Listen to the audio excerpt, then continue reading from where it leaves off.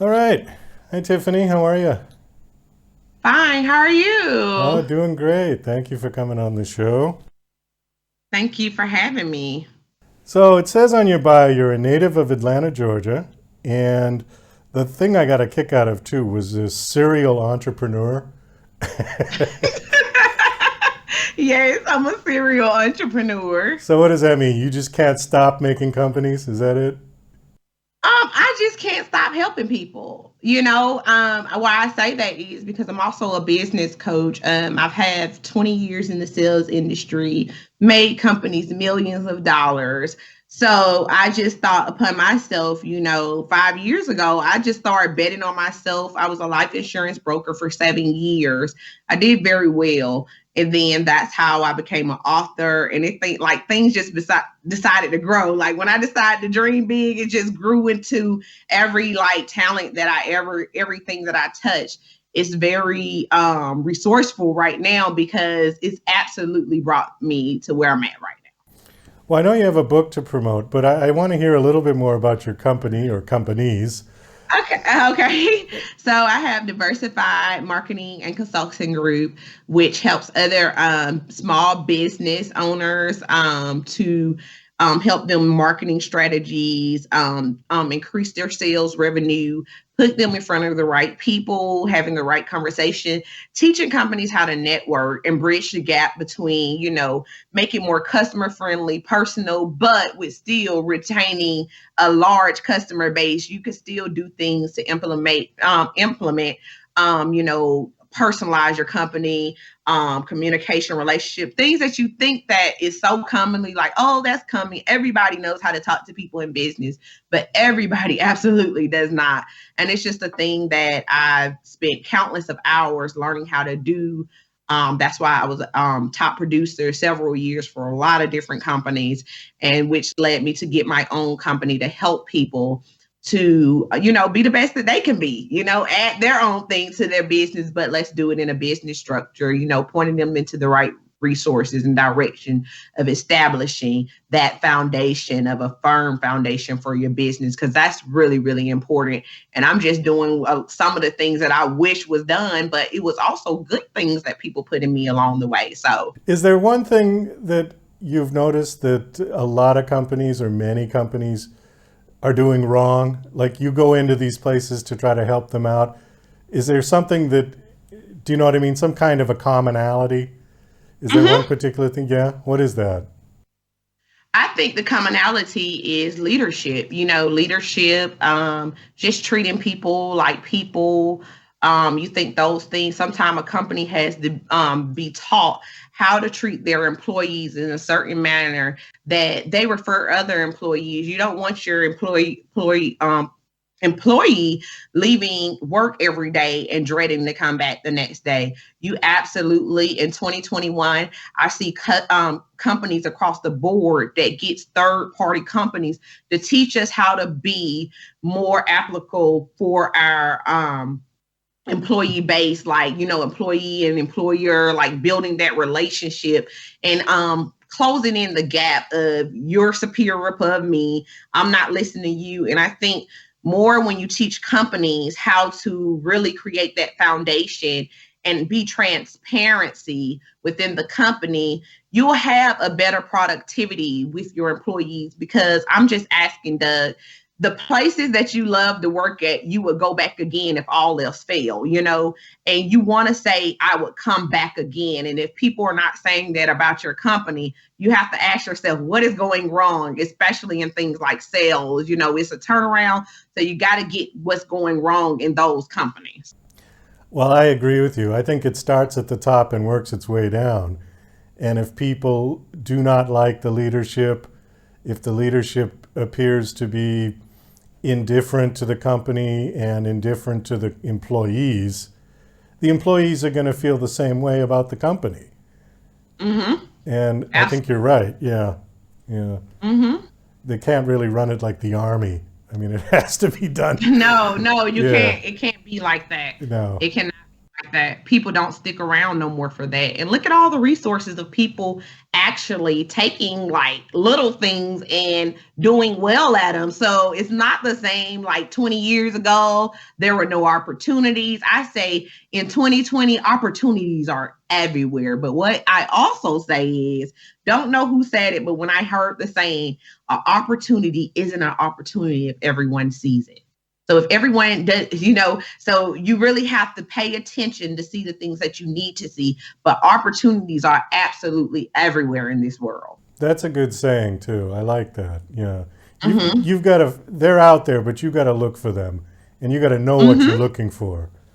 Mm-hmm. Because some people just don't know what they're looking for at all. Yeah, No. I agree. So you got a book out. What is your book is Mm-hmm. called Broken It's Seven called Step? it's called Broken: 7 Steps to Healing While Grieving.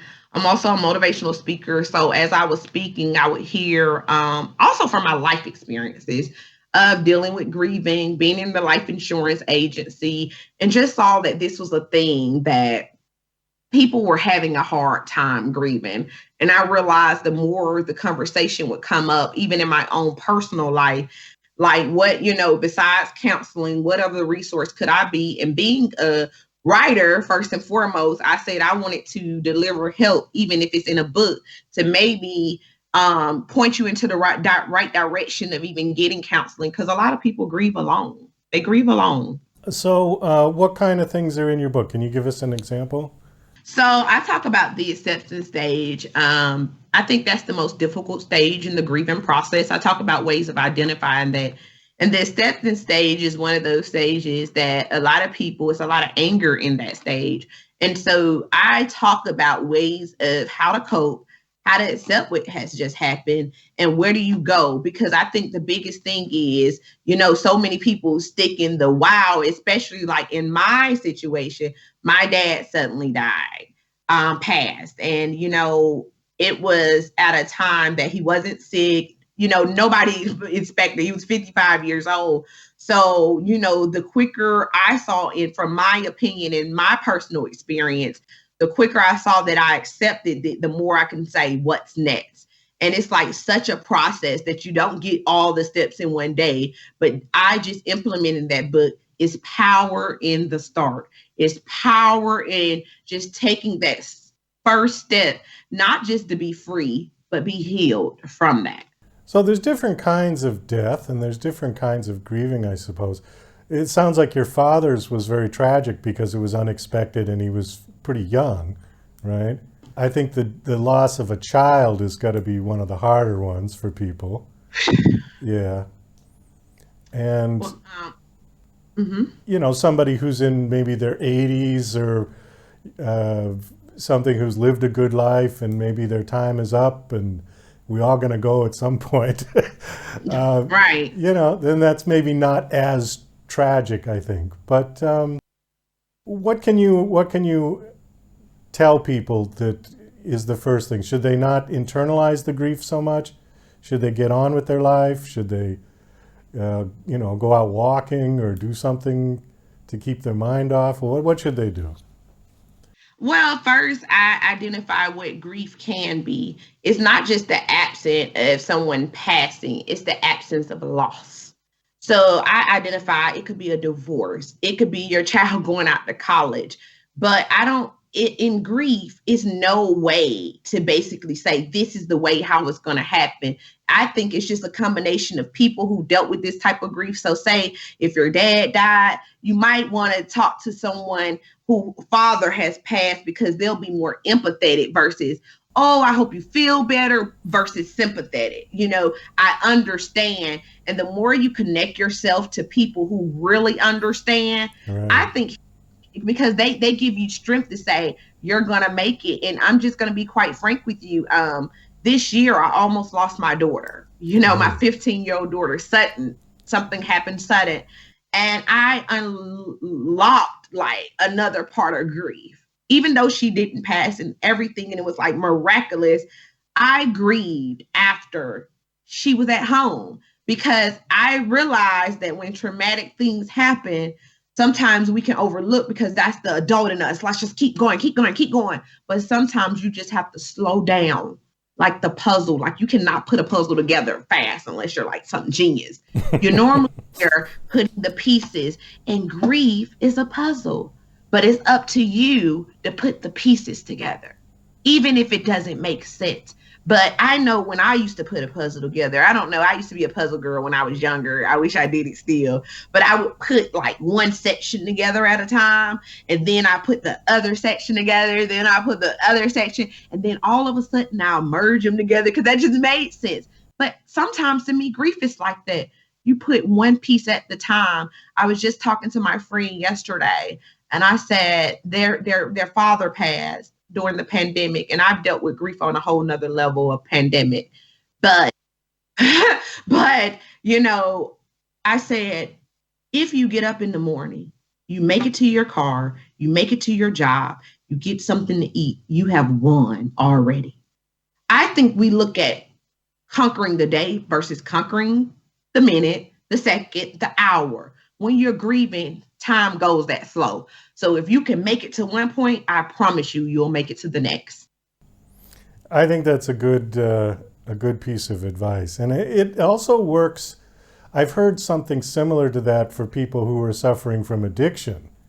They're making it 1 minute at a time, then 2 minutes, then 3, without the drugs or without the alcohol or whatever it is that you're having trouble with. Yeah, I think that's very good. I think that works. Absolutely. So what else you want to talk about? We got about 3 minutes. Well, I just wanted to definitely tell people, my book is on Amazon and Barnes and Noble. Also, I have a podcast. Oh, your Tiffany podcast. Talks. That's right. Okay. Tiffany Talks, which I do talk about grief. I talk about economics. I talk about family. We talk about real conversations, and I want the audience to be a part of the conversation. So I take advice. What do you want to talk about? And I'm just excited that I let my gift into the world so that it could be a resource to help the world, to deal with things as like over this pandemic. Grief has been a topic. I've lost over 20 family and friends over COVID. So that's the story, and I'm releasing a book based on that because the pandemic grief is a different type of grief. So stay tuned because there's more coming for Tiffany S. Carter. Where can people find your podcast? Where is it available? It's on YouTube, Real Tiffany Talks, also on Anchor, Spotify, on 7 different platforms, Real Tiffany Talks. Also on Facebook, my name is Tiffany S. Burnette. Well, I am married, but Tiffany S. Carter on Instagram, and also Tiffany Talks, Real Tiffany Talks. If you hashtag Real Tiffany Talks, everything will pop up. So that's what definitely you can find me. You can find my book, and like I said, Barnes and Noble, Amazon. And I'm here to have real conversations because, like I said, if it goes through a book, I'm here to deliver it. Is your podcast a call-in type where people can call? Is it live or do you record it, or what's the format? Yes, it is live every Monday and Wednesdays at 8 Eastern, 7 Central. And it streams through YouTube, and it also streams through Facebook. Well, thanks so much for coming on. You want to hold up your book again? Yes, broken. There we go. Okay. Great. Thanks so much for coming on the show. It was nice meeting you. Nice talking to you. Nice meeting you too. And best of luck with everything you're doing. Sounds like you got your plate full. Yes. Well, I'd rather have it full with resourceful things than unproductive things. I guess when you started using your talent, you have to help other people. So it is full. It's full with positive things.